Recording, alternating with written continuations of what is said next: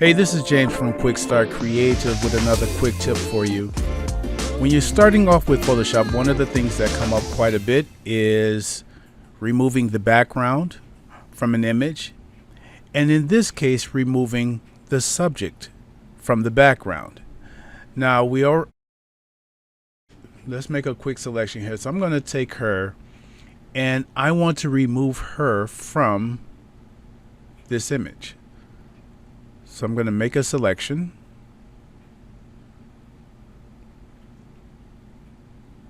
Okay.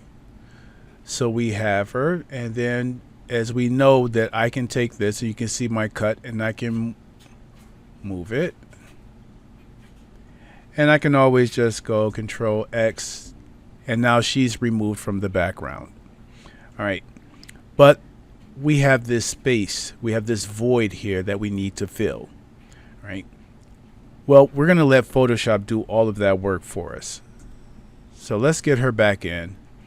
And what I'm going to do, instead of just moving her and then filling it in myself, I'm going to let Photoshop do it. And I'm going to use Edit, Content Aware Fill.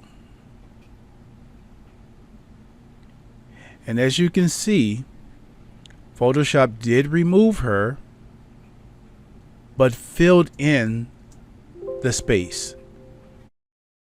And the one thing about Content Aware Fill, that we have this green area. This green area is Photoshop using this as a sample area to fill in the void. And we can change that sample area. So if I come over here and I brush along this area here, you can see that Photoshop did an update and it removed that area as the sampling. So I can just do this a little bit more, and let's see what happens if I do this. Updates immediately, and you can see that we have some issues going on here, but we can just hold down the Alt key, brush it back in. All right. And so that's what we have. So I'm going to hit apply, OK, Control D to deselect, and you can see without much effort we have this area filled in. Now, of course, there's always things we can do to make it better, but just starting off, just a quick sample here, Photoshop did a pretty good job. Now, one of the things that we can look at here, you can see we have a separate layer. So I can take that off, and then you can start making edits because we can see the difference between the two images. But overall, the Content Aware Fill does a really great job in getting you started with removing it and then adding in to that void. Now there's a second way we can do this. So I'm going to make a duplicate copy of this so we can see. I'm going to turn this off and this off. So I made a duplicate copy of it, and I'm going to go ahead and do this one more time. Make a selection, and it could be a rough selection because, again, with the Content Aware Fill, we have the option of changing that. All right. I'm going to go to Edit, and this time, instead of going to Content Aware Fill, I'm just going to go to Fill. All right. And on this drop down, we have the option of going content aware. Okay. Hit OK.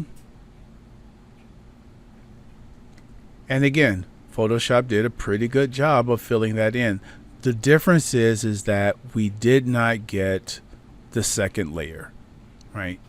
So we didn't get that layer where the actual content, where the fill is in. All right.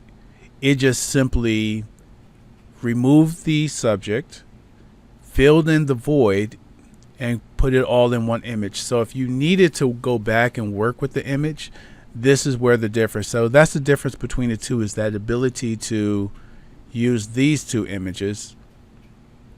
And you can see that's what Photoshop filled in with the void. And here we can kind of work with it if we needed to. Okay. So again, Content Aware Fill, there are two ways of doing it. content aware fill, when you use edit and content aware fill, it allows you to change the sampling area, whereas fill does not, and fill doesn't create that second layer where the fill took place. Okay, so really quick tip, we will go with the next video. We're going to talk about how to do content aware fill and then use the sampling, the clone stamp,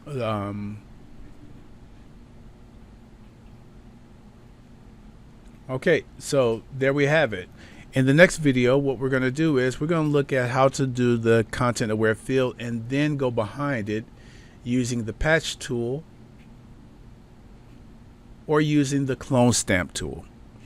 And this is how we can kind of better fill in the voids with this. Okay, that's it. See you guys in another tutorial. The goal of this channel is to give newbies to Photoshop, After Effects, and Premiere a one-stop place to learn the basics. I appreciate your support in this endeavor, so please subscribe, like, and share the videos and help me grow this channel. Remember, you can never use up creativity, so start creating more and often. This is Quick Start Creative.